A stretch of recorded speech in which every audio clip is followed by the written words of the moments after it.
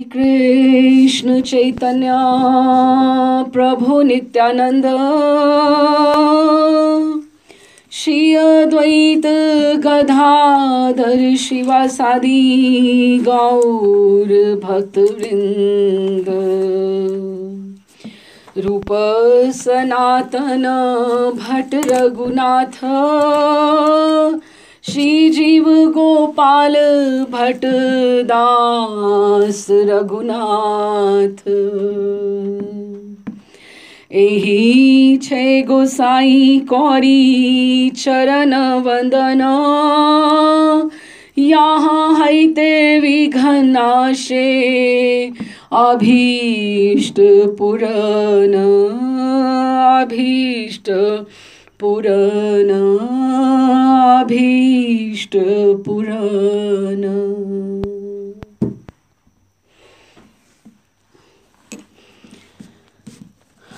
गौड़ीय वैष्णव आचार्यों के चरित्र का हम गान कर रहे हैं। षड गोस्वामी वृंद के पश्चात हम लोगों ने राम राय प्रभु और उसके पश्चात श्री नारायण भट्ट जी का गान किया चरित्र का, और आज हम जो कर रहे हैं वो श्री गदाधर भट्ट गोस्वामी जी हैं। ये गदाधर भट्ट जी जो हैं श्री रघुनाथ भट्ट जी के शिष्य हुए हैं आगे आकर। लेकिन किस तरह से इनका चरित्र का जो परिचय है, इनकी वंशावली है, सारा जैसे जैसे आएगा हम उसकी बात करते हैं। श्री गदाधर भट्ट आंध्र प्रदेशीय दाक्षिणात्य ब्राह्मण थे। आंध्र प्रदेश, अब देखिए आंध्र प्रदेश तो कितना दूर, साउथ कंप्लीटली प्रदेशीय आंध्र प्रदेशीय दाक्षिणात्य ब्राह्मण थे। वहाँ पे हनुमान नगर करके कोई है स्थान, वहाँ पर रहते थे। विद्वान होने के साथ साथ वे एक अच्छे कवि और रसिक भक्त थे। युगल की लीलाओं के चिंतन और गान में सदा डूबे रहते थे। भक्त, कवि और भागवत के अच्छे वक्ता के रूप में पूरे गांव में आसपास के जो वहाँ स्थान थे उनकी बहुत ख्याति चारों ओर फैली हुई थी कि वो भागवत की कथा बहुत अच्छे से करते हैं। भक्त कवि थे, खुद भी रचना करते थे। उनके प्रारंभिक जीवन के बारे में इसके अतिरिक्त हमें और कोई जानकारी नहीं मिलती है कि उनकी माता पिता का क्या नाम था, उनका कौन से वर्ष में उनका जन्म हुआ, प्रादुर्भाव हुआ, और कुछ नहीं पता। केवल यही पता लगता है कि वो वहाँ के थे, आंध्र प्रदेश के ब्राह्मण परिवार से, और भागवत वक्ता थे। अब ये एक साइड हुई आंध्र प्रदेश की। अब हम the scene shifts from here, अब हम वृंदावन चलते हैं। अभी क्या होता था उस समय कि बहुत से रमता जोगी जैसे होते हैं, साधु लोग होते हैं, उनकी टोलियां एकदम यात्रा क्या करती थी, तीर्थों की, तीर्थ स्थानों की किया करती थी। तो एक बार वृंदावन कुछ साधु लोग आए हुए थे और यमुना स्नान के लिए वो वहाँ पे गए हुए हैं, बैठे हुए यमुना के किनारे पर, और वो एक पद का गान कर रहे हैं। और क्योंकि अब ये जो सारे हमारे मंदिर हैं गोस्वामियों के, हमने बात करी, सारे यमुना स्नान पर हैं, यमुना तट के ऊपर ही हैं, सारे परिक्रमा वाले मार्ग पर। तो वो अब वहाँ पर उस स्थान पर यमुना जी पे बाय चांस, आप देखो सौभाग्यवश जीव गोस्वामी पाद उधर आए, और उन्होंने रूप गोस्वामी पाद सनातन इस समय बहुत वृद्ध हैं, 80-90 के वर्ष, 80 के करीब होंगे जो जिस समय का ये बात कर रहे हैं। और जीव गोस्वामी पाद आई यमुना जी पे स्नान करने के लिए, तो उन्होंने वहाँ पर वो जो टोली थी साधुओं की, वहाँ पर उनको बैठे हुए देखा, और वो स्नान कर चुके थे और वो कुछ गा रहे थे। तो जीव गोस्वामी पाद ने उनको ये एक पद गाते हुए सुना। अब वो क्या पद था, मैं कोशिश करती हूँ, मैं अच्छा गा नहीं पाती हूँ दीदी की तरह, पर फिर भी कोशिश करती हूँ। सखी हो श्याम रंग रंगी, सखी हो श्याम रंग रंगी, देखी बिकाए गई वे मूर्ति,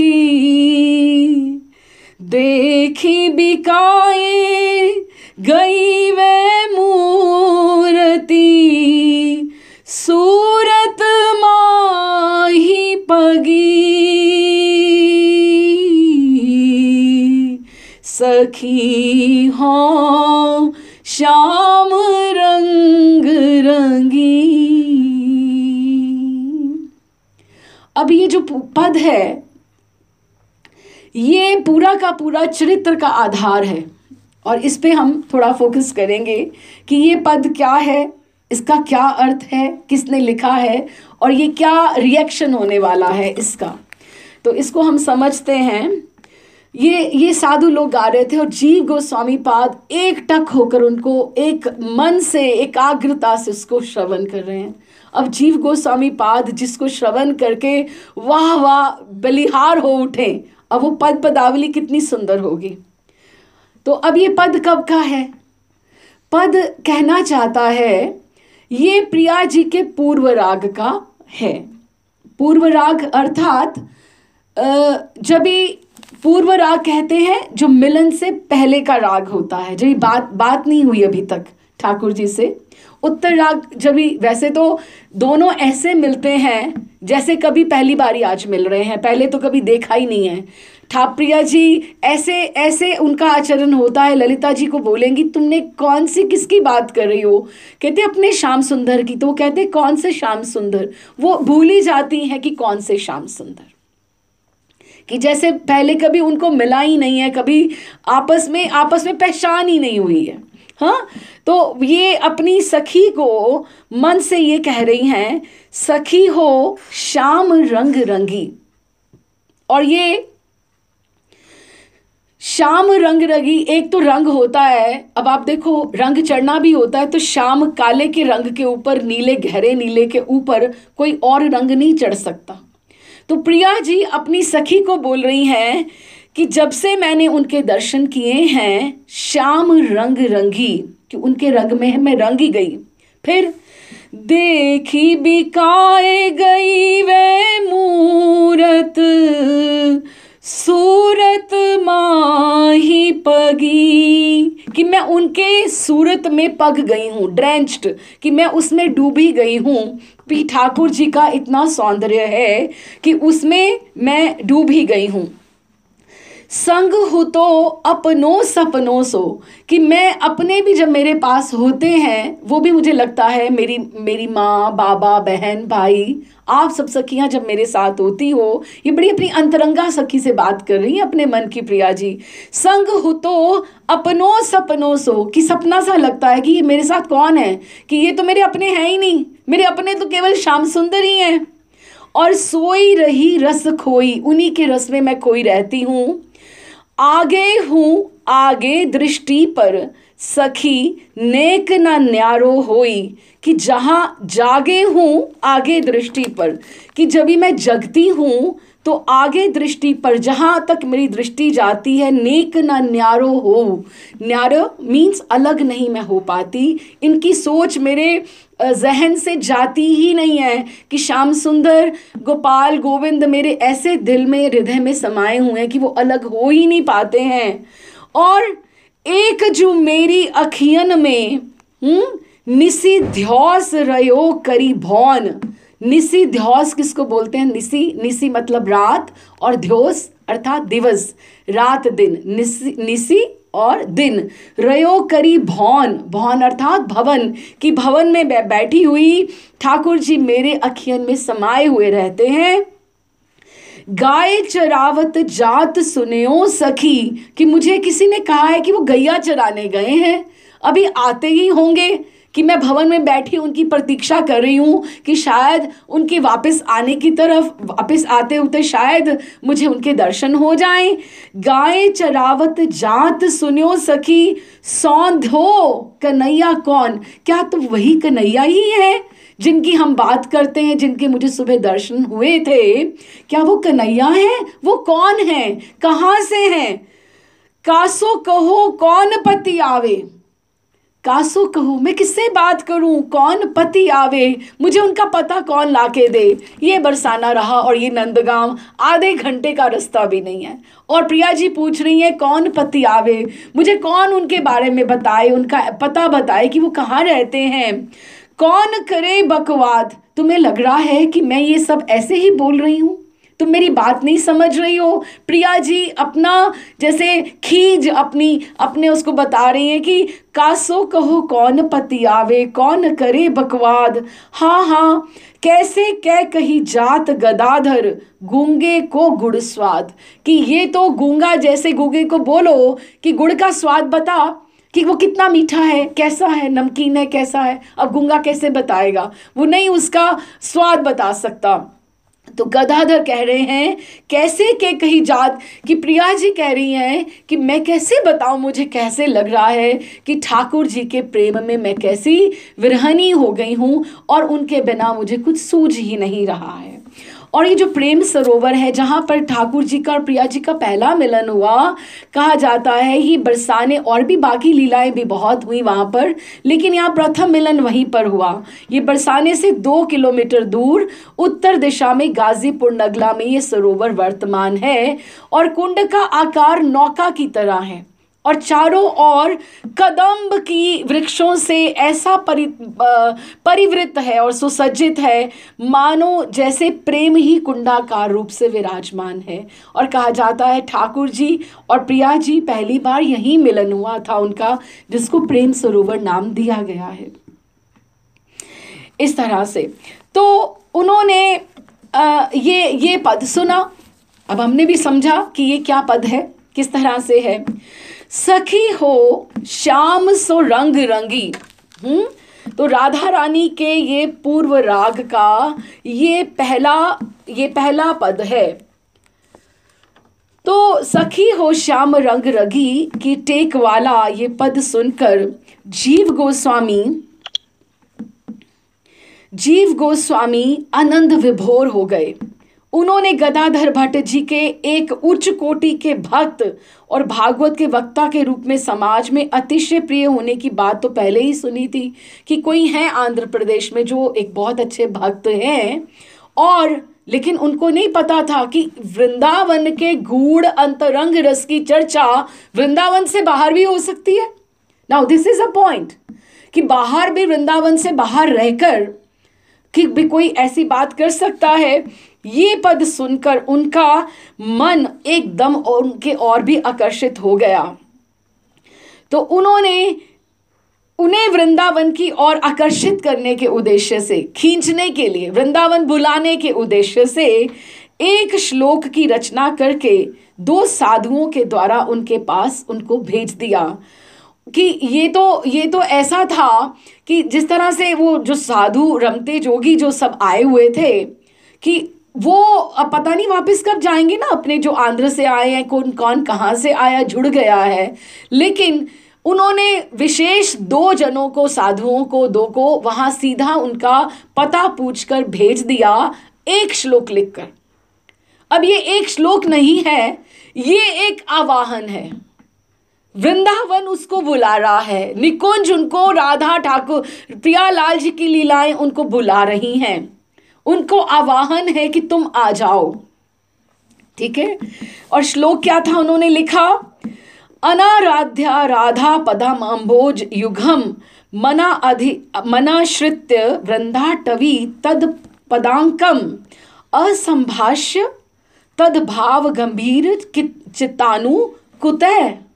कहाँ से? श्याम सिंधु रसास्य अवगाह। क्या बोला? अनाराध्य अर्थात राधा के साक्षात चरण कमलों की आराधना किए बिना, राधा पदाम्बोज युगम, उनके चरण कमलों की आराधना किए बिना मनाश्रित्य वृंदाटवी तद पदांकम, कि वृंदावन वृंदाटवी का आश्रय लिए बिना, उनके चरण चिन्ह, जो वृंदावन क्या है, वृंदाटवी क्या है, जहाँ पर प्रियालाल जी के साक्षात चरण वहाँ पे छपे हुए हैं, अंकित हैं, ऐसे वृंदावन का आश्रय लिए बिना, धारण किए हुए ऐसे वृंदावन का आश्रय लिए बिना, और असंभाष्य, कि आपने तो रसिकों का संग ही नहीं किया, वृंदावन के जो आचार्य हैं उनका संग ही नहीं किया, क्योंकि हमने तो कभी सुना नहीं कि यहाँ से कोई, या गौर सुंदर या कोई नित्यानंद प्रभु आंध्र प्रदेश वहाँ कोई गया हो, आपको रसिकों का संग भी नहीं मिला। तद भाव गंभीर चित्तानु, इतना गंभीर प्रिया जी का भाव, जो वो कह रहे हैं कि प्रिया जी की एक सखी से बात जो हो रही है, वो बात को आप पद में गाकर आप सुना रहे हैं, और पद भी कैसा, उसको कितनी ख्याति मिल गई कि वो कहाँ से उड़ता उड़ता उड़ता उड़ता याद करके कहाँ से कौन कहाँ पे गा रहा है। कुतः, ये कहाँ से आपको रस मिल गया। श्याम सिंधु रसस्य अवगाहा, कि श्याम सुंदर के रस में आपने कैसे अवगाहन कर लिया। ये दो पंक्ति का एक श्लोक, ये श्लोक लेकर वो वहां पर उन्होंने गए। और प्रियादास जी ने भक्तमाल की भक्ति रस बोधनी टीका में इस घटना का उल्लेख इस प्रकार किया है। श्याम रंग रंगी पद सुनी के गुसाई जीव, वही बात है कि श्याम रंग रंगी, यही पद, अब ये पूरा चरित्र का आधार है ये पद। श्याम रंग रंगी पद सुनी के गुसाई जीव, पत्र दे पठायो उभे साधु वेग धाये है, कि दो साधु वेगी धाय है, कि एकदम से प्रतीक्षा नहीं करी, वेगी धाय है कि उनको जल्दी से भिजवा दिया आंध्र प्रदेश। और क्या बोला, रैनी बिना रंग कैसे चढ़्यो, रैनी बिना रंग कैसे चढ़्यो। अब रैनी क्या होती है, रैनी होती है जैसे बड़ी नांद होती है ना, घड़ा जैसे बड़े मुख वाला, जिसमें रंग घोला जाता है तो उसमें किसी चीज़ को डुबोया जाता है। और वृंदावन क्या है, वृंदाटवी क्या है, वो उसमें ठाकुर जी का एक तो रंग हो गया, रस हो गया उनका, और एक हो गया कि या तो किसी आचार्य का रस मिले, आश्रय मिले, और या वृंदावन का आश्रय मिले। कहाँ से, कैसे, तो रैनी बिना रंग कैसे चढ़े हो, कि आप पर रंग कैसे चढ़ गया। अति सोच बड़े हो, कि मुझे तो बहुत आश्चर्य हो रहा है। कागज में प्रेम मड़ियो तहाँ लेके आए हैं, कि कागज में मैं आपको, वो आपका प्रियालाल जी का प्रेम ही है जो आपको बुलाने के लिए मैं भेज रहा हूँ। प्रेम मड़ियो, प्रेम से वो भर के जीव गोस्वामी पाद ने वो आवाहन उनको लिखा।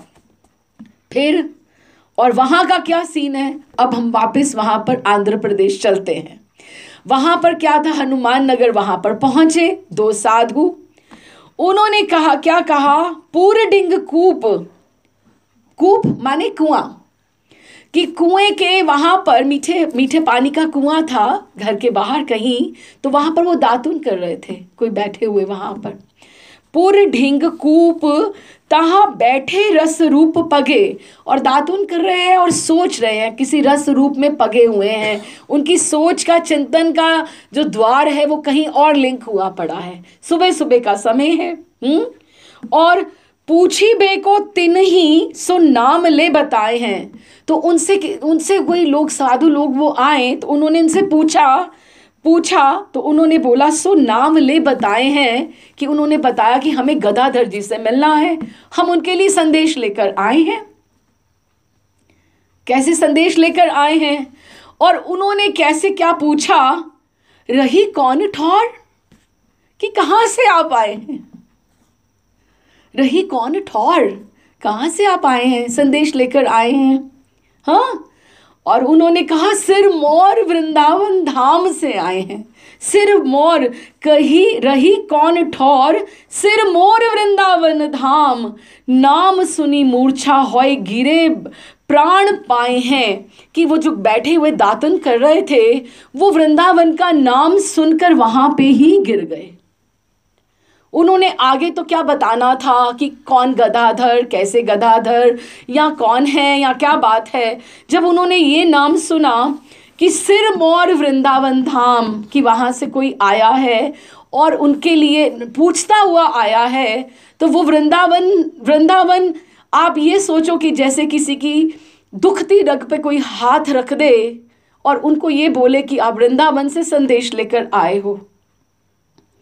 जो हमारे ललित किशोरी और ललित माधुरी शाह बिहारी वाले जो हुए मंदिर में, निधिवन के जो सामने मंदिर है, उनके जो गल्लू महाराज जी जब ये आते थे ना, गुणमंजरी दास जब वहाँ पर आते थे, लखनऊ में आते थे उनके गुरु जी, तो वो उनको ऐसे लगता था कि उनकी धड़कन तेज हो जाती थी कि अभी गुरु जी आदेश कर देंगे कि सामान बांधो चलो, सामान बांधो चलो, सामान बांधो चलो। उनको ऐसे आहट से उनकी लगता था गुरुजी का संदेश आया है, गुरुजी का संदेश आया है कि ऐसे होगा कि हमें अभी कहेंगे चलो, कि जैसे वो ऐसे पाँव में टोस के ऊपर खड़े होते हैं कि हमें कब आवाहन आ जाए, बुलावा आ जाए कि हम चलने के लिए तैयार हो जाएं। और उन्होंने, आपको स्मरण होगा, पहले भी बात की थी कि उन्होंने अपने, जब गुरुजी उनके आए, उनके साथ अपने ठाकुर जी भेज दिए कि आप हमारे ठाकुर जी को ले जाओ, कम से कम ठाकुर जी वहाँ व्यवस्थित हो जाएंगे तो हम भी वहाँ आ जाएंगे, अपने आप आ जाएंगे। और देखो जयदेव जी कितनी उम्र में जाकर, कितनी बड़ी अवस्था में जाकर केंदुबिल में रहते रहे, जगन्नाथपुरी में वहाँ पे रहे। तो बूढ़ी अवस्था में, जब वृद्धावस्था में वृंदावन उनको राधा माधव ने आदेश दिया कि राधा माधव को ने बोला कि वृंदावन जाना है, तो उन्होंने कहा कैसे वृंदावन जाएंगे आप, इतना बड़ा विग्रह। कहते कोई नहीं, तुम झोले में मुझे डाल लेना, मैं तुम्हारे साथ चलूँगा। और वाकई वो ठाकुर जी छोटे हो गए, बांके बिहारी से बड़े ठाकुर हैं राधा माधव, और वो छोटे झोले में आ गए और वहाँ आकर फिर अपना उन्होंने रूप धारण कर लिया। और सब लोग पूछते थे कि आपको वृंदावन में कोई जानता है, और ये 12वीं सदी की बात है, गोस्वामीगण तो अब आए 500 वर्ष पहले, ये 12वीं सदी की बात है। तो कोई उनसे पूछता था कि आप वहाँ पर क्या करने जा रहे हो, क्या करने जा रहे हो वृंदावन, सारी उम्र तो आपने जय दई गंगा, वहाँ पर गंगा जी उनके लिए वहाँ पे उनके घर के बाहर आई, क्योंकि वो 18 कोस तक जाते थे स्नान करने के लिए, तो गंगा जी उनके घर के बाहर आई। तो उनको कोई पूछता था कि आप वहाँ पर क्यों जा रहे हो, तो कह रहे थे कि मैं वहाँ मरने जा रहा हूँ वृंदावन, मैं वहाँ पर, मेरे मरने का भी श्रृंगार हो जाएगा, हमारे वहाँ पर शरीर छोड़ने का भी श्रृंगार हो जाएगा। ऐसे किसी को बोलो, जीते जी बोलो तुम्हें स्वर्ग जाना है, तो बोलेगा कोई आपको ऊपर से पड़ेगा, पगला गए हो क्या, हमें नहीं स्वर्ग में जाना, क्योंकि स्वर्ग तो मर के ही जाया जाता है।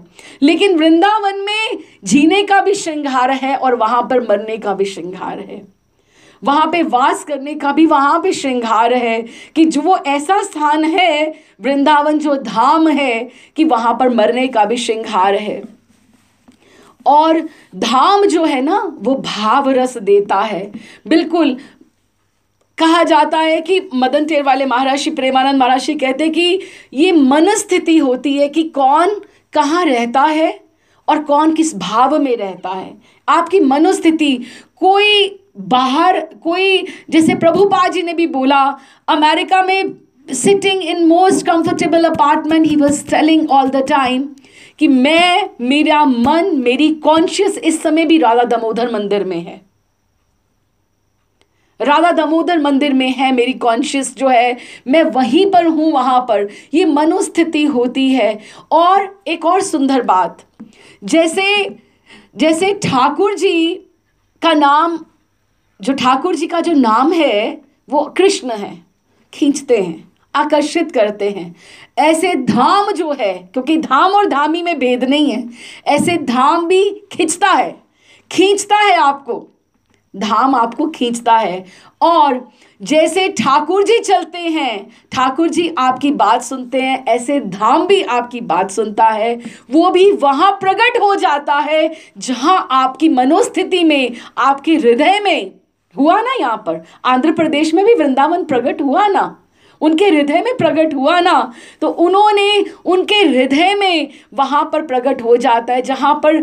और जो वृंदावन का रस है आश्रय है जिसके हृदय में टिक जाए। पहले तो वो टिकता नहीं है, पहले तो वो आता नहीं है, और जब इसको वृंदावन जिसको स्वीकार कर लेता फिर उसको छोड़ता नहीं है। जैसे ठाकुर नहीं छोड़ते ना अपने जीव को, ऐसे धाम भी अपने जीव को कभी नहीं छोड़ते हैं। अगर उसका रस आपके हृदय में बैठ गया है, अगर आपने आश्रय ले लिया है, तो वृंदावन आपको कभी नहीं छोड़ेगा। आप देखो बहुत बार ऐसे होता है, बड़े लोग प्लानिंग करके आते हैं, वृंदावन रहेंगे, वास करेंगे, ये होगा, लेकिन इधर उधर के चक्करों में पड़ के कभी इधर उधर धाम स्वीकार करे तो उसको अखंडवास वहाँ मिले या वहाँ रहने को मिले। हर एक का भाग्य उदय नहीं हो सकता।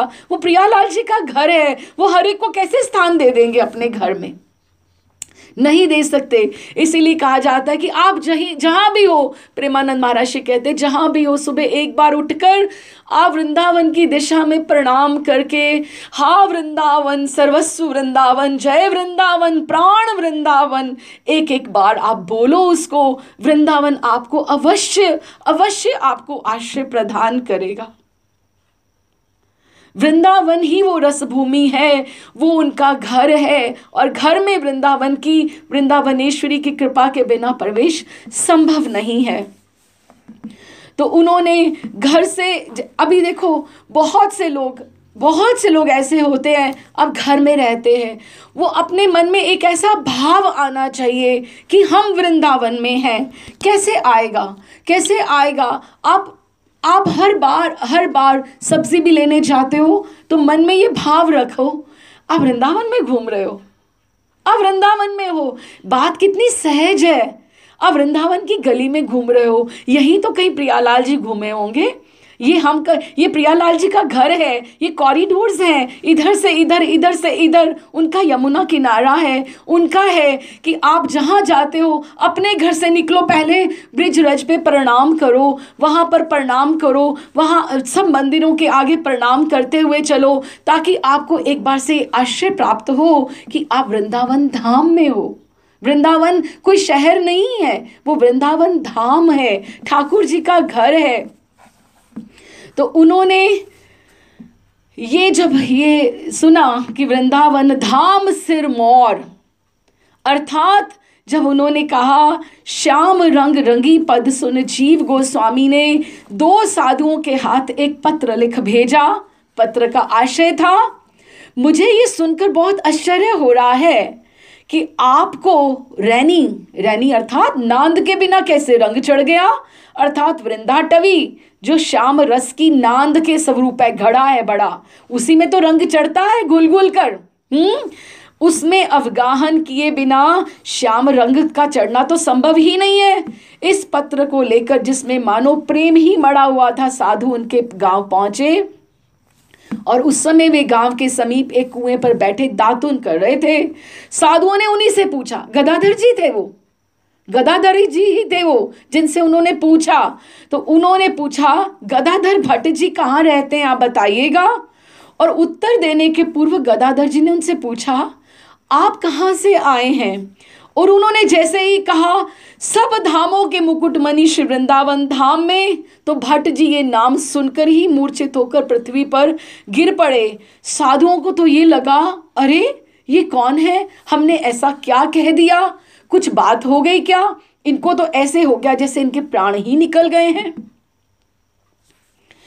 तो फिर उन्होंने काहू कही, ये दूसरा प्रियादास जी का छप्पे है, काहू कही भट्ट गदाधर जू ए जानो मानो उही पाती चाही फेर के जिवाए है। सब लोगों से जो उनको ऐसे मूर्छित देखा, तो उन्होंने कहा, आसपास कुछ लोग आ गए तो उन्होंने पूछा कि आप बताइए आप कौन हैं और आपने इनसे क्या कहा कि ये मूर्छित हो गए इस तरह से।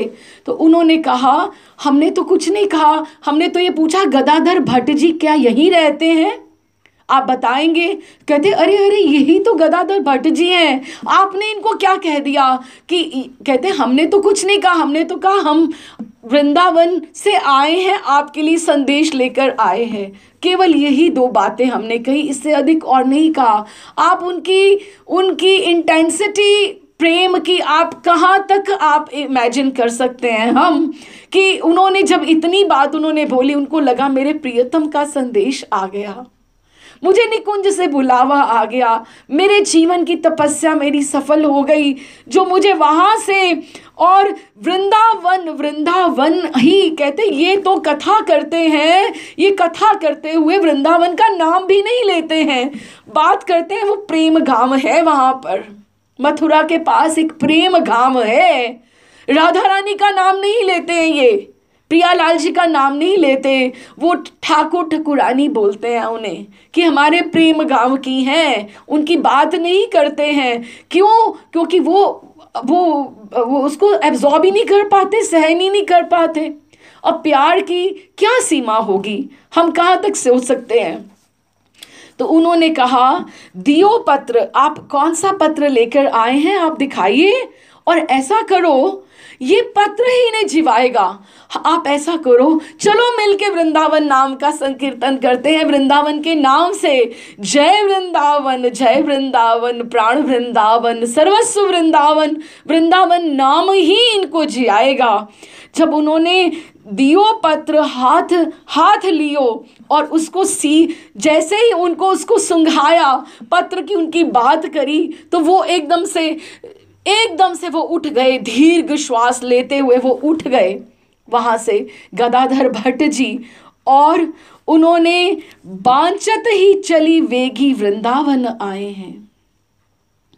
बांचत कहा तो जाता है कि स्नान करने के लिए आए थे वहाँ पर, एक धोती पहने हुए थे और एक सूखी धोती स्नान के बाद लेकर आए हुए थे घर से, घर नहीं वापस गए।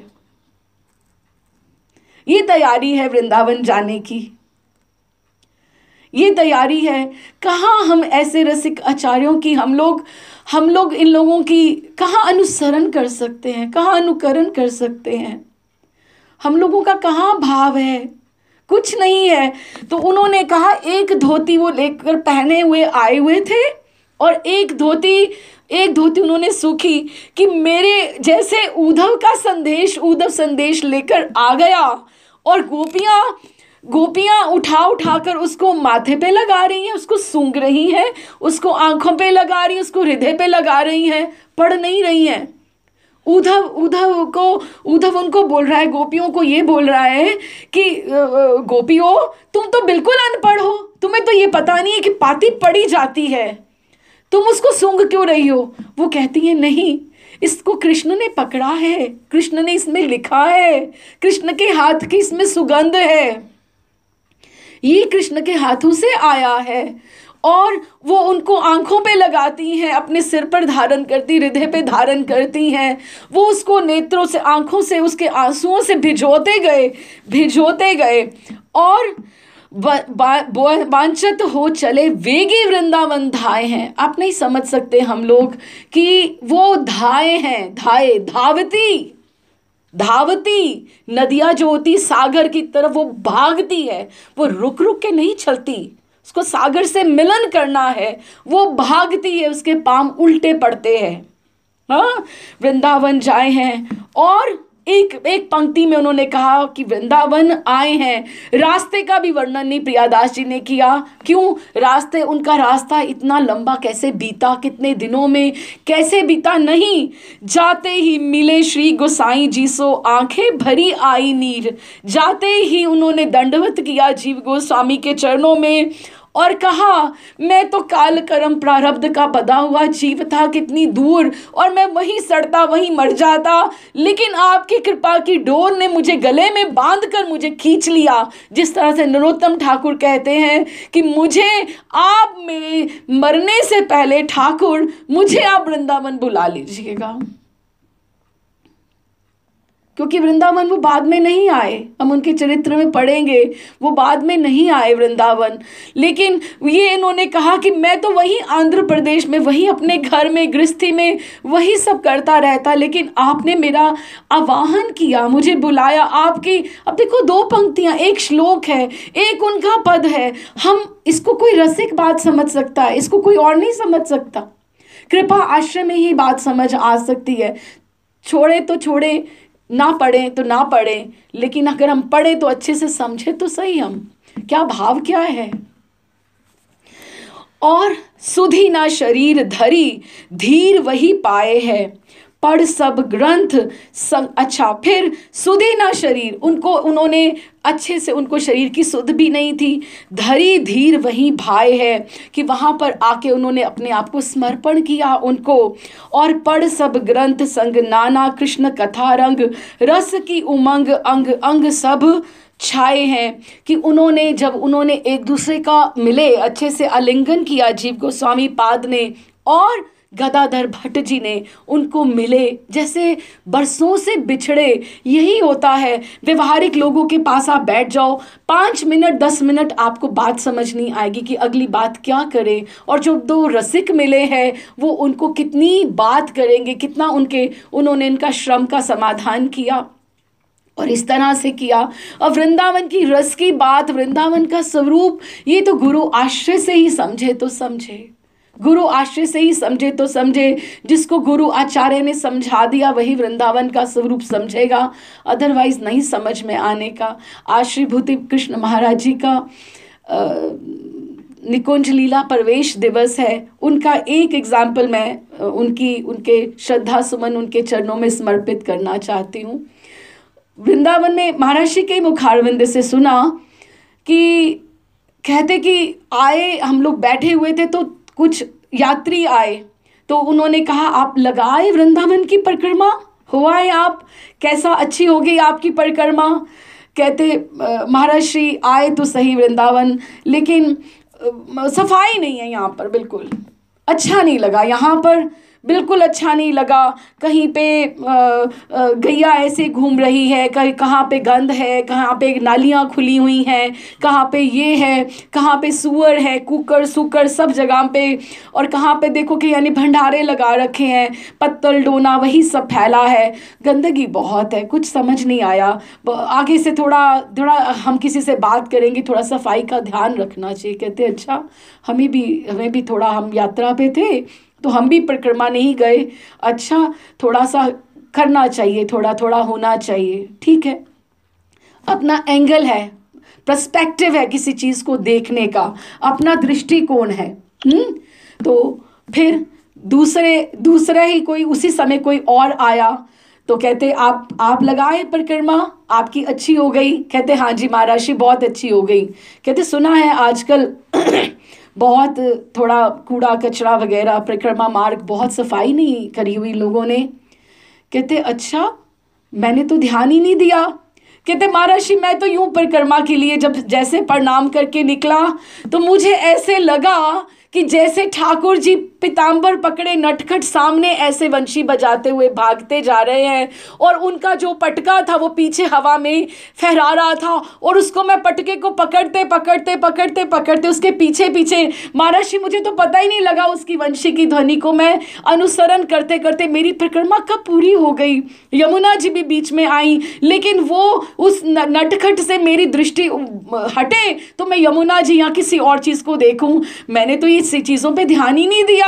आप ऐसा करूँगा, कल दोबारा जाऊँगा, देखूँगा कि ऐसा सब है, मुझे तो पता ही नहीं ऐसा सब है। यहाँ पर पर्सपेक्टिव है, आपकी मन स्थिति है। महाराज इस बात को कोट किया करते थे कि आप कहीं जाकर आप क्या देखते हो, आप कौन सी मन स्थिति में हो, ये आपके ऊपर डिपेंड करता है ना, कि आपको वो दिखाई देता है या आपको वो दिखाई देता है जिसको आप देखने आए हो। आप वहाँ पे कूड़ा कचरा तो नहीं देखने आए, गंदगी तो नहीं देखने आए, आप उसको एनालाइज तो नहीं करने आए। वैष्णव वही है जो पूरे के पूरे उसमें पॉजिटिविटी देख ले, उसमें अच्छापन देख ले, उसमें अच्छाई झांक ले। नेगेटिविटी देखते जाएंगे इधर उधर सब, वो तो भटकने के लिए फिर बहुत सी जगहें हैं। तो इस तरह से उन्होंने जैसे अप्रियतम का संदेश आया और निकुंज का बुलावा आया, और इस तरह से फिर उन्होंने साधुओं ने उनसे पूछा भी जब उन्होंने भोजन पान कर लिया। कहते हमें ये बात समझ में नहीं आई, बहुत सुंदर बात है। तो कहते कि हमें बात समझ नहीं आई कि हमने कुछ ऐसा तो नहीं बोला था, हमने तो बोला था कि हम वृंदावन से आए हैं और हमें गदाधर भट्ट जी का कहते क्या करें, कच्चा खिलाड़ी हूं ना, अभी पक्का नहीं हूं, परिपक्व नहीं हुआ भक्ति में, मैं उसको अपनी भावनाओं को अच्छे से हैंडल नहीं कर पाया, उसको संभाल नहीं पाया। वृंदावन की प्रेम गांव की बात हो रही थी ना, प्रियतम की बात हो रही थी, तो कच्चा खिलाड़ी हूं, अभी सिद्धि नहीं आई है, अभी परिपक्वता नहीं आई है। रूप गोस्वामी पाद के भी चरित्र में हमने पढ़ा था कि जब भी कोई कथा कर रहे थे तो उनका इतना सब लोग मूर्छित हो रहे थे, तो किसी ने जाकर देखा कि उनका इतना दीर्घ श्वास चल रहा था और इतना वो ऊष्ण था, उनकी ऐसे लग रहा था जैसे देह जो है जल रही होती है, लेकिन वो एकदम से गंभीर शांत होके खड़े थे कि उनके ऊपर कोई प्रभाव नहीं हो रहा था क्या। लेकिन वो पक्के खिलाड़ी है। ये डिपेंड करता है कि आप अपना दिखावा कहीं करते हो या नहीं करते हो। तो उन्होंने स्वस्थ होकर, उनको अच्छे से श्रम उनका उतरा, उन्होंने जीव गोस्वामी पाद ने सबसे उनका परिचय कराया, रूप गोस्वामी पाद से, सनातन गोस्वामी, गोपाल भट्ट जी से सबकी महिमा समझाई। अब आप हमारे पास ही रहेंगे गदाधर भट्ट जी। जब सब इकट्ठे हो गए गोष्ठी में, हाँ अब आप हमें वो पद सुनाइए, अपनी अपनी वाणी में सुनाइए, हम तो उस पद के दीवाने हो गए आपके। तो फिर गदाधर भट्ट जी ने, बहुत रसिक कवि हैं, उन्होंने गाया, सखी हो श्याम रंग रंगी, सखी हो श्याम रंग रंगी, देखी बिकाए गई वह मूरत, सूरत माही पगी, सखी हो श्याम रंग रंगी। तो उन्होंने जब सबने वाह वाह, सब आनंदित हो गए कि ये तो पका हुआ फल हमें मिला है। गदाधर भट्ट जी, पका हुआ फल। फिर भी दीक्षा की आवश्यकता है पहले। तो फिर जीव गोस्वामी पाद ने संभावना देखी कि इनमें क्या संभावना है, कि इनमें क्या, ऐसा नहीं फोर्सफुली नहीं करना, तीर्थ उद्धार में लगा दो, अर्चा विग्रह ढूंढो, पुनरा उद्धार करो ना। ये भागवत वक्ता हैं, इन्हें रघुनाथ भट्ट जी का आश्रय चाहिए, रघुनाथ भट्ट जी का आश्रय चाहिए। और कथा ऐसी धारा है, भक्त रसिकों के, वैष्णवों के जीवन में कथा श्रवण श्रवण श्रवण करते ही वो रस की जो हृदय में एकदम से रस का स्रोत फूटता है, सिंचन होता है आपकी भक्ति का। तो ये बहुत आवश्यक है कथा। और रघुनाथ भट्ट जी को भी महाप्रभु ने आज्ञा दी थी, और उन्होंने कोई ग्रंथ नहीं लिखा, कोई अर्चा विग्रह नहीं है उनका, उनके पास नहीं है ना रघुनाथ भट्ट जी का। तो उन्होंने अपनी 14 हाथ तुलसी की माला दी थी, और गदाधर पंडित जी जो पंच तत्व में गौर गदाधर है, उनके द्वारा वो जो पढ़ी जाती थी, उनके अश्रु जल से सिंचित जो सिक्त थी, वो भागवत की पोथी दी थी कि मेरे सारे के सारे वहाँ गोस्वामी पार्षदगण जब वो शाम को थक थका कर आएंगे, तो आप उन्हें भागवत कथा का अमृत पान करके पुनर्जीवित कर देना, ताकि वो सुबह फिर अपने अभियान के लिए, अपने कार्य के लिए फिर उनमें ताकत आ जाए, शक्ति आ जाए। क्योंकि ये सिंचन है भक्ति का, कथा और संकीर्तन, इसका जोड़ा है। कथा और संकीर्तन, नाम जप भी है लेकिन कथा आवश्यक है, क्योंकि वो नाम गुण माधुरी लीलाओं करुणा ठाकुर जी के स्वभाव के बारे में हमें सब बताती है। तो उन्होंने उनको उनको सबसे पहले उनको दीक्षा दिलाई, किससे? रघुनाथ भट्ट जी से दीक्षा दिलाई। और रघुनाथ भट्ट जी से दीक्षा दिलाने का अर्थ क्या था कि जैसे वृद्ध हो चले थे वो भी, उन्हें भी था एक, जैसे पिता को एक प्रतीक्षा होती है कि मेरा एक योग्य मुझे पुत्र मिल जाए तो मैं अपनी सारी संपत्ति, अपना पूरी पूंजी उसको दे दूं, पूरी पूंजी उसको दे दूं, समर्पित कर दूं। तो उनको एक गदाधर भट्ट जी में अपना एक उत्तराधिकारी, एक पुत्र, योग्य शिष्य के रूप में वहां पर उनको प्राप्त हुआ। और फिर उन्होंने कुछ वर्ष उन्होंने रघुनाथ भट्ट जी की सेवा भी की वहाँ पे। उनसे उनकी रोज़ कथा श्रवण करते, उनकी भाव भंगिमा देखते, उनसे उन्होंने बहुत कुछ सीखा। और क्या सीखा? सबके छोटे जैसे बाद में कोई आया होता है, रघुनाथ दास गोस्वामी पाद ने अपने ग्रंथ दिए। आप इसको पढ़िए गदाधर भट्ट जी, हमने भी ये लिखा है। इसमें आप गोपाल भट्ट जी ने भी उनको आश्रय दिया, उनको रूप गोस्वामी पाद, सनातन और जीव गोस्वामी पाद जो सबके टीचर हैं वहाँ पे, शिक्षक हैं वहाँ पर, उन्होंने खूब मांझ कर अच्छे से उनको पढ़ाया। और गौर महाप्रभु को तो कभी नहीं मिले। गौर रस, युगल रस, निकुंज रस, पूरा का पूरा वृंदावन का रस, और वो पहले ही पके हुए थे और उसके ऊपर ऐड ऑन होता गया। और वो जो सब वहाँ का वहाँ आगे आगे कृष्ण कथा रस रंग में वो ऐसे रंगे कि अंग अंग में रस की तरंगे उठने लगी। और वे एक रस सिद्ध महात्मा, एक रघुनाथ भट्ट जी तो पहले ही रस सिद्ध थे। तो उनके शिष्य के रूप में उन्होंने 1611 में जब रघुनाथ भट्ट गोस्वामी का तिरोभाव हो गया, तो गोविंद देव जी के मंदिर में तो वहां पे नित्य कथा हुआ करती थी। तो एक दिन भी कथा का व्यवधान नहीं हुआ, एक दिन भी कथा नहीं छूटी किसी की, क्योंकि रघुनाथ भट्ट जी को यही था कि मुझे आज्ञा है कि मुझे ये कार्य कथा का संभालना है, तो मेरे आगे कौन। तो उन्होंने अपने होते ही उनको तैयार कर दिया था कि ये गदाधर भट्ट जी इसके ऊपर बैठेंगे, इस सिंहासन के ऊपर। और एक गुरु की गद्दी पर बैठना क्या होता है, अगर आप समझो वो बैठने को तैयार नहीं होते थे, ये मेरे गुरु की गद्दी है, इस पर मैं कैसे बैठ जाऊं। जीव गोस्वामी पाद ने उन्हें कहा, देखो गदाधर भट्ट जी, अगर आप गद्दी पर बैठो तो ये, अगर आप सोचो तो ये अहम है कि मैं अपनी गुरु की गद्दी के ऊपर बैठा हूँ, मैं इतना कैपेबल हूँ, इतना योग्य हूँ। और अगर आप ये सोचो कि मैं गुरु की गद्दी में नहीं, मैं अपनी गुरु की गोद में बैठा हूँ, तो गुरु की करुणा, गुरु की कृपा आपको कितनी मिलेगी। और कहा जाता है उनके आगे पोथी आगे खुली ही रहती थी। भाव कथा तो वो पहले भी वहाँ पर बहुत सुंदर किया करते थे आंध्र प्रदेश में, लेकिन अब ये जो सारा का सारा उनको इतनी यहाँ पे शिक्षा प्राप्त हुई, रघुनाथ भट्ट अपने गुरु का आशीर्वाद, जी गोस्वामी रूप सनातन सबका आशीर्वाद प्राप्त हुआ, तो कथा की धारा ऐसी बह निकली कि पोथी तो खुली रहती थी और झरझर आंसू निकलते थे। जो रघुनाथ भट्ट जी थे, ये वही वृंदावन का वही सीन है जो हमने रघुनाथ भट्ट जी के वहाँ पर इमेजिन किया था उनके चरित्र में, कि रोज गोष्ठी लगा करती थी वो अब गोष्ठी जो थी उन्होंने संभाल ली, गदाधर भट्ट जी ने संभाल ली। तो उन्होंने ये अभाव की एक दिन उन्होंने उस दिन सम्यक पूर्ति की, कि किसी को ऐसा महसूस नहीं हुआ कि कथा उनसे कहीं कम हो रही है उनके गुरु से, क्योंकि योग्य उत्तराधिकारी आ गया, रोज सबको कथा मिल रही है।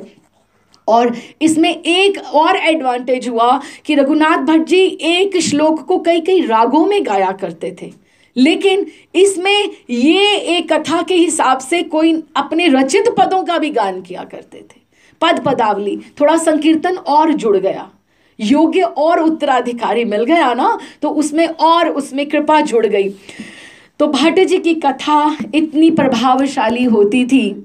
अब छोटे छोटे उनकी कथा के बारे में तो बहुत प्रसंग हैं वृंदावन के, जितना हमारे पास समय होगा हम पढ़ेंगे, लेकिन मेन कथा उनका यहाँ तक पहुँचना और उनका रंग, उनका जो कैरेक्टर था यहाँ तक बिल्डअप होता है कि उनका कैरेक्टर, चरित्र उनका कितना महान रहा है। भट्ट जी की कथा इतनी प्रभावशाली होती थी कि कैसा भी व्यक्ति होता तो वो प्रभु के संसार से विमुख होकर प्रभु के चरणारविंद में मन लगाने पर विवश कर देती थी। प्रियादास जी ने इस संबंध में एक घटना का उल्लेख किया है कि मथुरा और वृंदावन के बीच में एक धौरहरा नामक का एक गांव है, जहां से कल्याण सिंह नामक एक राजपूत घूमता फिरता उस समय गोविंद देव जी के मंदिर पहुंचा। जब भट्ट जी की कथा चल रही थी, वे भी कथा में बैठ गया। उसे कथा इतनी अच्छी लगी कि दूसरे दिन जब वो घर में था तो समय कथा का हुआ, तो उसको चटपटी सी लगनी शुरू हुई कि अरे मुझे वहाँ जाना है, मुझे सुनना है। ये चटपटी होती, कुछ खाने को मन होता है ना कि ये खा लिया जाए, ये चटपटी मन में। कभी कभी संकीर्तन कथा की जप की भी चटपटी होनी चाहिए, तो उनको चटपटी पड़ गई। कथा सुनते सुनते उन्हें संसार से वैराग्य हो गया। उनका अपनी स्त्री से हंसना बोलना तक बंद हो गया और स्त्री को बड़ा दुख हुआ। उसको ऐसे लगा कि ये कौन से बाबा आ गए जिन्होंने मेरे पति का व्यवहार ही बिल्कुल बदल दिया है। कि उनको लगा ये गदाधर भट्ट जी की कथा सुनने के कारण वो ऐसा हो गया है। उसने सोचा कि किसी प्रकार ऐसा करके मैं भट्ट जी को कहीं बदनाम कर दूं तो उनके प्रति अश्रद्धा उत्पन्न हो जाए ताकि इनकी कथा छूट जाए। तो उन्होंने इस तरह से एक तरुण अवस्था की गर्भवती स्त्री को, जो कि भिखारिन थी, भीख मांगती थी, फिरती थी, अपने निकट बुलाया और उससे कहा ये लो 20 रुपया और भट्ट जी की कथा में जाकर सब लोगों के सामने मैं जैसे कहूं वैसे उनसे कह देना। युवती तैयार हो गई। गोविंद जी के नाट्य मंदिर में कथा के उपरांत उसने भट्ट जी से कहा, महाराज आपने अपना प्रसाद देकर मुझे कृतार्थ किया, अब मेरे भविष्य के बारे में भी कुछ प्रबंध कीजिए। श्रोता सब ये सुनकर अवाक हो गए। वे समझ गए कि किसी दुष्ट ने भट्ट जी को अपमानित करने के लिए जाल रचा है। पर जब भट्ट जी ने उसकी ताड़ना करने की बजाय उससे मधुर वचन कहे और कहा, सहानुभूति प्रकट की कि हमने तो आपको नहीं छोड़े थे, आपने ही हमें त्याग दिया था, अब आप जैसे आज्ञा करेंगी वैसे ही हम करेंगे। तो ऐसा कहने का उनका आशय ये था कि गदाधर भट्ट जी की वहाँ पे इतनी ख्याति थी कि अगर वो कह देते कि अरे तू क्या ये झूठ बोल रही है, तो सारे मिलके उसको पीटी देते। तो उन्होंने सारा का सारा बात अपने ऊपर ले ली। इस तरह से उन्होंने कहा, लेकिन सहानुभूति प्रकट की। और ये समय ऐसा था कि उस समय तक आंध्र प्रदेश से इनका परिवार वहां वृंदावन आ चुका था। वृंदावन गदाधर भट्ट जी का परिवार आ चुका था और जो उनके अंतरंग भक्त थे उनको तो बहुत कष्ट हुआ ये बात सुनकर कि ऐसे, क्योंकि उनको पता था कि ऐसा कुछ तो हो ही नहीं सकता है, लेकिन ये कुछ ऐसे कर रही है। उसी समय राधिका वल्लभ जो एक भक्त संत थे, बड़े बुद्धिमान थे, उन्होंने उस युवती को अलग ले जाकर बोला कि सच सच बता, नहीं तो आज तेरी खैर नहीं। उसको तो ये लग रहा था कि भट्ट जी मुझे अकेले में मिलेंगे और शायद मुझे और पैसे देंगे और बोलेंगे चले जाओ, मुझे दोनों तरफ से पैसे मिल जाएंगे। लेकिन उन्होंने कहा नहीं तो तेरी खैर नहीं। युवती डर गई और उसने सोचा, पता नहीं मैंने कितना पिछले जन्म में कर्म ऐसे किए थे कि मैं जो भिखारिन बनी और अब मेरे से इतना ऐसा अधर्म हो रहा है, अब तो मुझे पशु की योनि ही मिलेगी। तो एकदम से उसको सद्बुद्धि आई, तो उसने सच सच बात कर दी कि ऐसे धौरहारा के कल्याण सिंह जी हैं, उनकी पत्नी ने मुझे पैसे दिए और ऐसे कहा।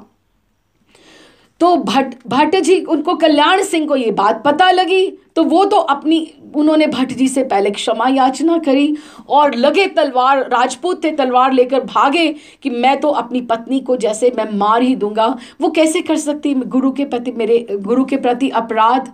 तो उन्होंने उनको बोला, इसमें तुम्हारा दोष है कल्याण सिंह। तो छोटी सी बात है, हमें बहुत कुछ सीखने को मिलता है। उन्होंने कहा इसमें तुम्हारा दोष है, तुम्हारी पत्नी का नहीं है। गदाधर भट्ट जी ने कहा, कहते क्यों, मेरा दोष कैसे? कहते कि देखो गलती तुम्हारी है, कभी तुम्हें ये रस मिल रहा था तो तुमने कभी सोचा कि आज समझा बुझाकर आज अपनी पत्नी को भी एक दिन लेकर चलता हूं और उसको भी ये रस चखाऊं? तुम्हें इस रस पे विश्वास नहीं था क्या कि जिसमें तुम डूब रहे थे तो तुम अपने परिवार वालों को भी इधर लगाते क्या?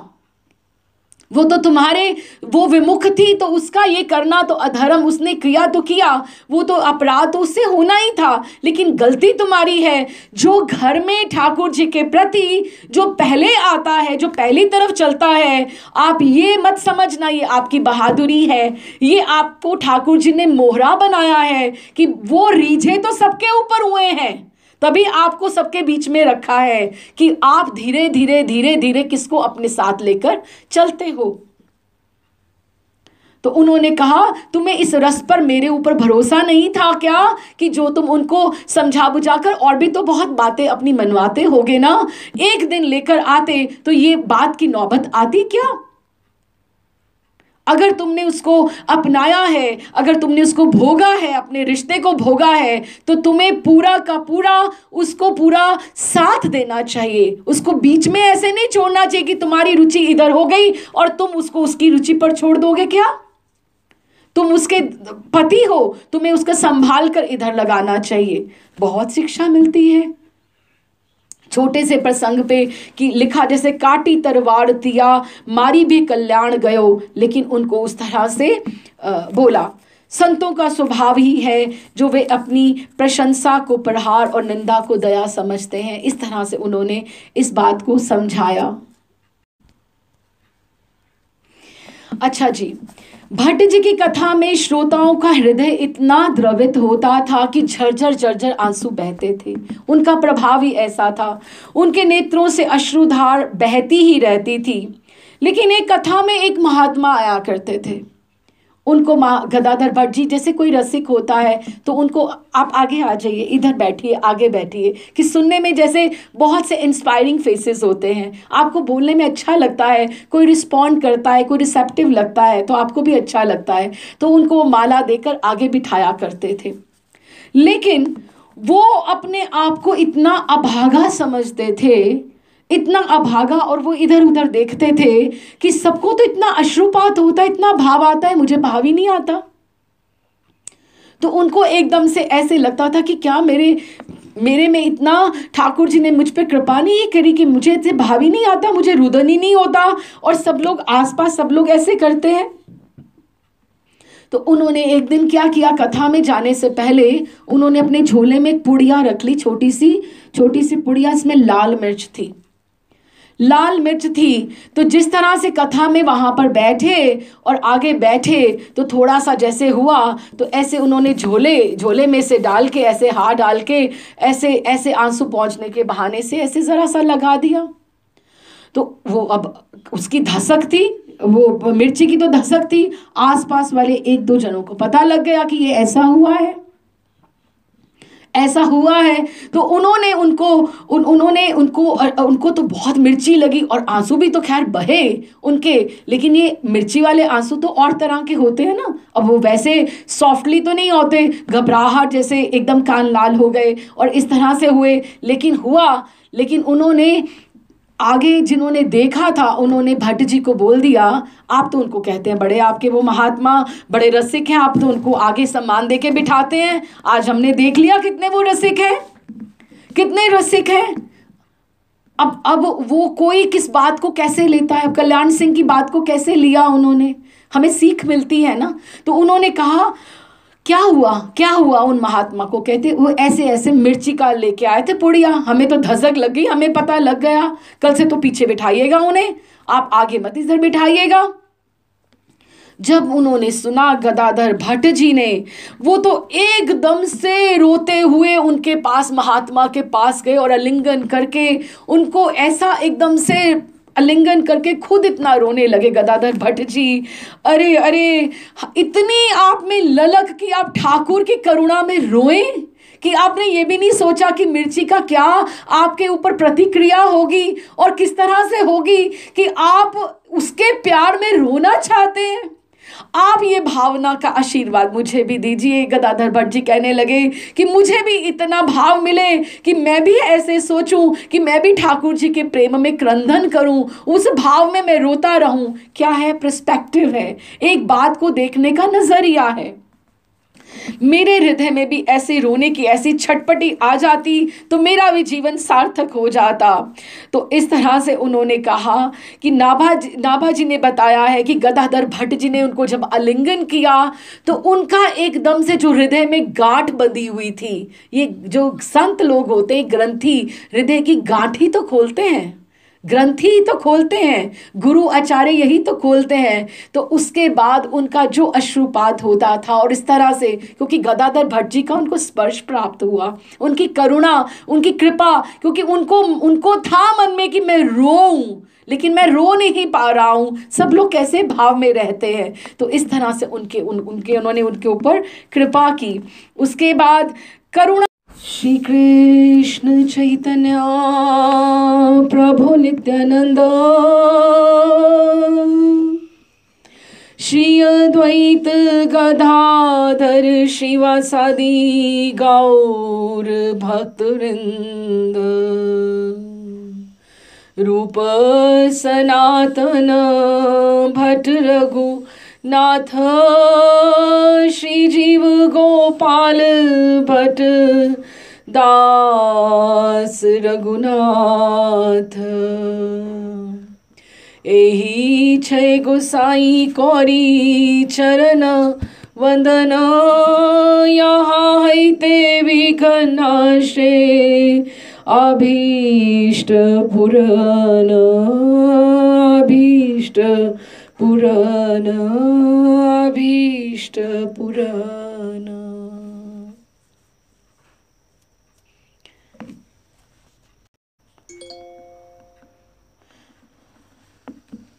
हाँ जी, तो हमने पिछली बार षड गोस्वामी वृंद के आगे जो हमारा जो नेक्स्ट ग्रुप आना है बैच, निवासाचार्य नरोत्तम ठाकुर और श्यामानंद जी का, उसके बीच में जो कड़ियाँ हैं मिसिंग, उनका हम कवर अप कर रहे हैं, जिसमें से हमने प्रभु राम राय जी के बारे में हमने पढ़ा, जो नित्यानंद प्रभु के बहुत महान शिष्य हुए।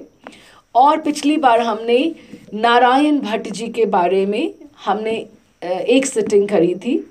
अब उनका हम आगे कर रहे हैं। नारायण भट्ट जी जो हैं, रूप सनातन प्रभु ने वो कार्य किए जो ज़्यादा अधिकतर अर्चा विग्रहों के बारे में थे, और ग्रंथों का था काम इतना सारा, और जो वृंदावन से अधिक वहाँ पर ही रहे। लेकिन हम पिछली सिटिंग में मुझे लगता है शायद हम बरसाना में ही हम लोग थे, अधिकतर हम बरसाना में। और हमने लाडली जी का देखा कि किस तरह से प्रागट्य हुआ आषाढ़ शुक्ला द्वितीया को, और ऐसा उत्सव हुआ जैसे मानो कि कैसा हो गया जैसे राधा अष्टमी ही हो गई। तो गहबर वन से वहाँ से उनको वहाँ पे प्राप्ति हुई उनकी। और हम जैसे हमने बरसाने के कुछ नाम पढ़े थे, मैं वहीं से इसका प्रारंभ करती हूँ, क्योंकि नारायण भट्ट जी जो है नारद देव जी के अवतार हैं, और इन्होंने आकर बहुत सुंदर सुंदर, इतने कि हम गिनती करते करते थक जाएं, तो ऐसे इतने सारे स्थानों का, कुंडों का ऐसा उद्धार किया है। जिन तीर्थों को उन्होंने प्रकट किया उनमें से मुख्य हैं गोवर्धन में मानसी गंगा, कुसुम सरोवर, कितना बड़ा हमें कुसुम सरोवर दिखता है, गोविंद कुंड, चंद्र सरोवर आदि, गोकुल में पूतना खाल, बाल क्रीड़ा स्थल, रमण वन आदि, वृंदावन में रास स्थली, बरसाने में भानु खोर, प्रिया कुंड पीली पोखर के बारे में हमने पढ़ा था, जहाँ पे प्रिया जी ने अपने हल्दी वाले हाथ जो थे वो धोए थे। फिर दानगढ़, मानगढ़, विलासगढ़ के बारे में हमने लीला विस्तार से पढ़ा था। गहबर वन, सांकरी खोर वो स्थान है जहाँ पर ठाकुर जी रोक कर दान लिया करते हैं, अभी भी दान की लीलाएं वहाँ पर होती हैं। उसके पश्चात ऊंचा ग्राम में, क्योंकि ऊंचा ग्राम जो था वो उनका विशेषतः नारायण भट्ट का रहने का वासस्थल भी वही था, तो वहीं पे रहते थे। तो ऊंचा ग्राम ललिता जी का गांव है, सखीगिरी जिसको पर्वत कहा जाता है। ऊंचा ग्राम में देहकुंड, त्रिवेणी, प्रयागराज के बारे में हमने पढ़ा था। प्रभृति काम्य वन में गया कुंड, काशी कुंड, विमल सरोवर बहुत सुंदर स्थान है, वहाँ वृंदा देवी का भी मंदिर है। कुरुक्षेत्र, पंच तीर्थ, धर्म कुंड, 84 खंबा आदि। क्योंकि जो 84 कोस जिन्होंने यात्रा की है वो ये समझ सकते हैं कि जो सारे जो तीर्थ हैं, आदि बद्रीनाथ, केदारनाथ, हरिद्वार, हर की पैड़ी, वो जो सारे के सारे जो तीर्थ हैं, प्रयाग तो हमने पढ़ ही लिया था, ये सारे के सारे वृंदावन में हैं, मानसी गंगा भी है। इनमें से कुछ एक को मैं विस्तार से पढ़ना चाहती हूँ। हम एक आधे को लेंगे, थोड़ा दो बरसाने से लेंगे, दो गोवर्धन की तरफ से लेंगे, ताकि हमें थोड़ा सा पता लगे कि कैसे स्थान है ये। बल्कि ये तो ऐसा है, जो लोग मन से चाहते हैं, इधर इधर की तरफ प्रगति करना चाहते हैं, वो तो ये ग्रंथ हाथ में लेकर उन्हें ढूंढते ढूंढते वो दर्शन, उसकी महिमा का गान करना चाहिए, वहाँ बैठकर पढ़ना चाहिए। सब वहाँ एक परिवार जैसे जाए, एक ग्रुप वहाँ जाए, वहाँ प्रणाम करे, वहाँ उसके महात्म्य को पढ़े, तो फिर आगे अगली तरफ चले। कि इस तरह से अगर ग्रंथ हाथ में लेकर चलेंगे तो हमें उसकी महिमा का भी ज्ञान रहेगा और मन में उसका ठहराव भी रहेगा। इसके पश्चात इन्होंने नंद घाट, चीर घाट, कामाई, करेला आदि गोप गोपियों के स्थान, विहार वन, चरण पहाड़ी बहुत ऊंचे है, जहाँ पे ठाकुर जी ने खड़े होके बंशी बजाई थी, तो उनके चरण का इतना बड़ा ऊपर करके वहाँ पे निशान है, अंकित है वहाँ पे शिला के ऊपर। तो चरण पहाड़ी, उधव वन इत्यादि बहुत से तीर्थों का भी उद्धार किया, जिनका उन्होंने ब्रिज भक्ति विलास में विस्तार से वर्णन स्वयं किया है। उसके बाद अगर हम देखें, आप सुनते जाइए कितने अधिक नाम है। भट्ट जी ने 12 वन, जो 12 वन है मेन, 12 उनके आगे सब ब्रांचेस हैं, उपवन, 12 वन, 12 उपवन, अगर मैं इनके नाम पढ़ूंगी तो बहुत सारे हो जाएंगे। 12 उपवन, फिर 12 प्रतिवन, फिर 12 अधिवन, 12 तपोवन, 12 मोक्षवन, 12 कामवन, 12 अर्थवन, 12 धर्म वन और 12 सिद्ध वनों का आविष्कार किया।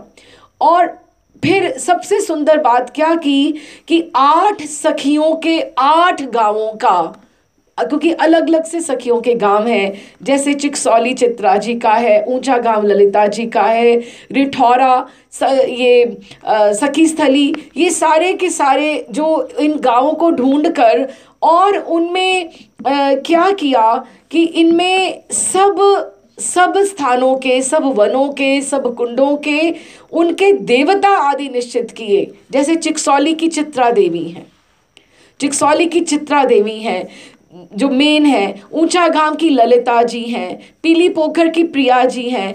तो सबके देवता निश्चित किए जो इनमें बड़े हैं और इनका मंत्र क्या है।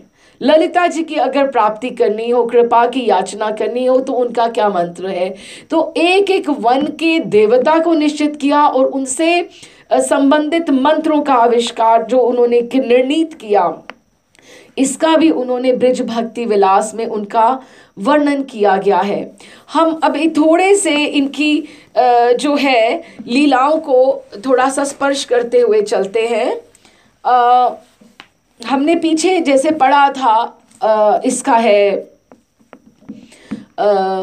विलासगढ़ का हमने पढ़ा था, जो सांकरी खोर के बाईं साइड के ऊपर आता है, दाईं तरफ मोरकुटी है। तो थोड़ा सा हम बरसाने की तरफ पढ़ते हैं, लेकिन हमें ये भी समझना चाहिए कि जिस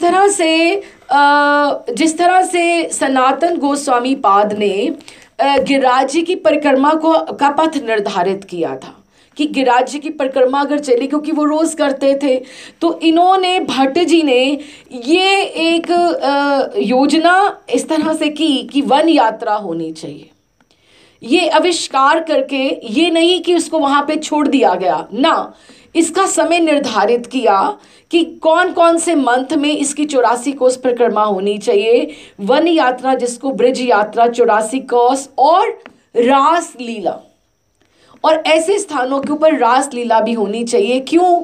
अगर आप सिंपली इसकी, अगर हम एक गाइडलाइन समझें कि मानगढ़ हो गया, जैसे मानगढ़ हो गया, मयूरकुटी हो गई, अब जब तक उसकी लीला के बारे में नारायण भट्ट जी को तो पता है, हल्का हल्का सबको पता है, जब तक उस लीला का प्रचार नहीं होगा, अब प्रचार कैसे होगा? वो रास की जाएगी, रास के लिए मंडल तैयार होगा, और इसके लिए वो कितना मेहनत करते थे कि ब्रिजवासियों के बच्चों को तैयार करना, अपने शिष्यों को तैयार करना, उनको संगीत, श्लोक, उसके हिसाब से सारी तालमेल बिठाना, श्रृंगार वगैरह सब कुछ, और उसके हिसाब से तैयार करके रास होनी शुरू हो गई।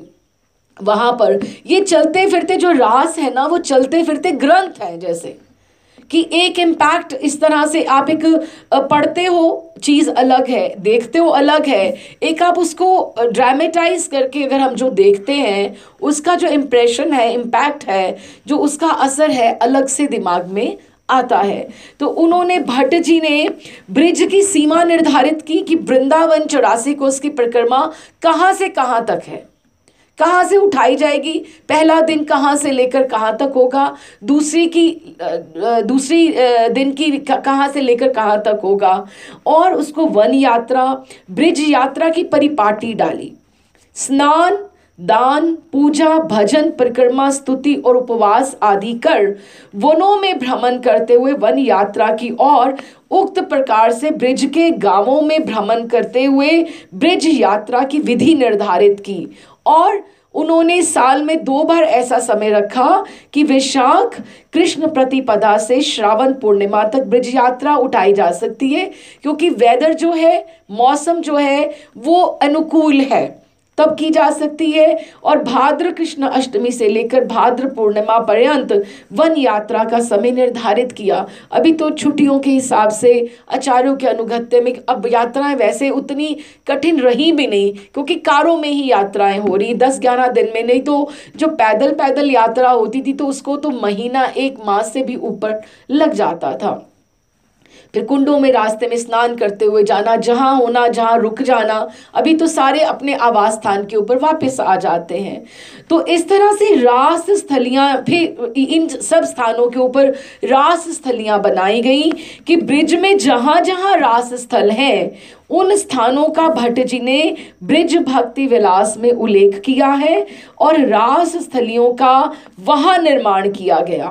जिन स्थानों में रास स्थलियों का निर्माण किया गया वो कौन से, वो विशेष स्थान थे, प्रोमिनेंट वंस, जो राधा कुंड एक उन्होंने गिना, राधा कुंड, कृष्ण कुंड, राधा कुंड कृष्ण कुंड तो एक ही हुआ, शेरगढ़, ऊंचा गांव, मयूर कुटी, गहवर वन, यावत, विहार वन, कोकिलावन।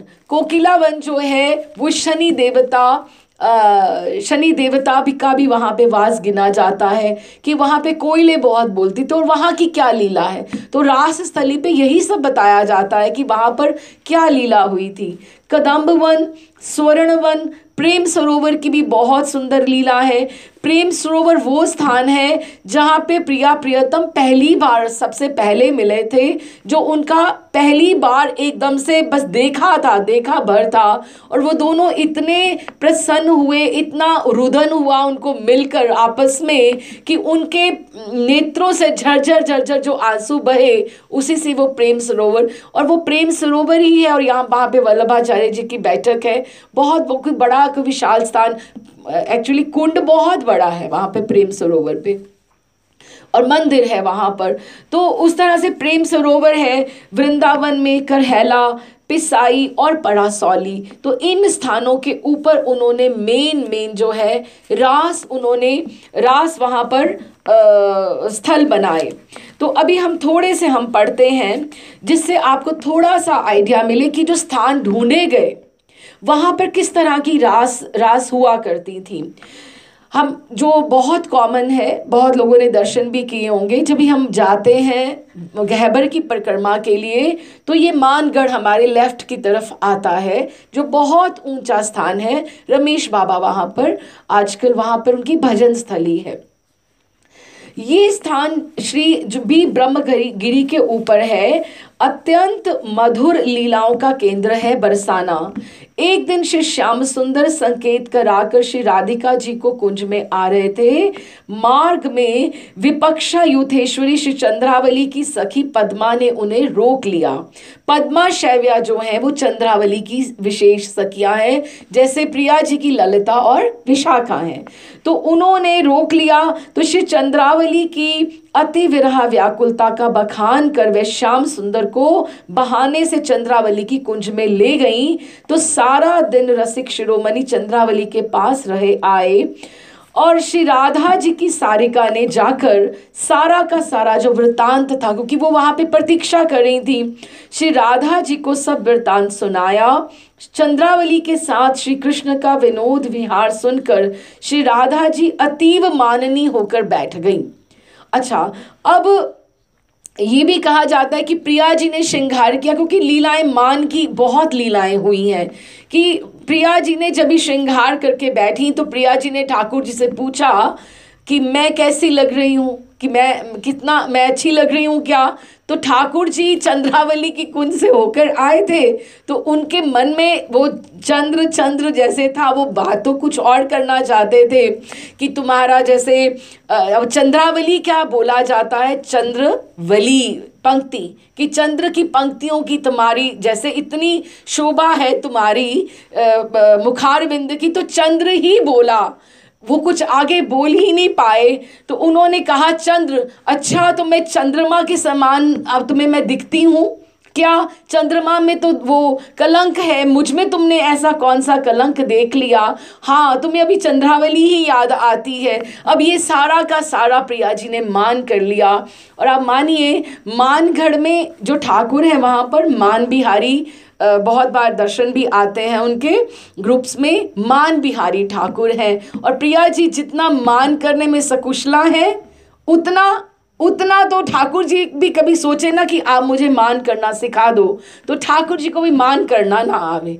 एकदम से अगर उनको बोलेंगे अच्छा आप मुझे, प्रिया जी आप बहुत अच्छा मान करती हो, आप मुझे मान करना सिखा दो, तो ठाकुर जी मुंह मोड़ के बोले तो एकदम से अरे लालजू, तो ठाकुर जी झटपट वापस, अरे आपको इधर देखना नहीं था, आपको तो मान करना है। अच्छा, मान कैसे किया जाता है, मैं तो आपसे रुष्ट रह ही नहीं सकता हूँ कि ठाकुर जी को मान भी करना नहीं आता। और प्रिया जी मान में चतुर तो हैं, लेकिन उनको ललिता जी उनके खूब कान भरती हैं, क्योंकि वो थोड़ी तीव्र और वो बड़ी नायिका हैं, प्रिया जी की तरफ वो प्रोटेक्टिव हैं।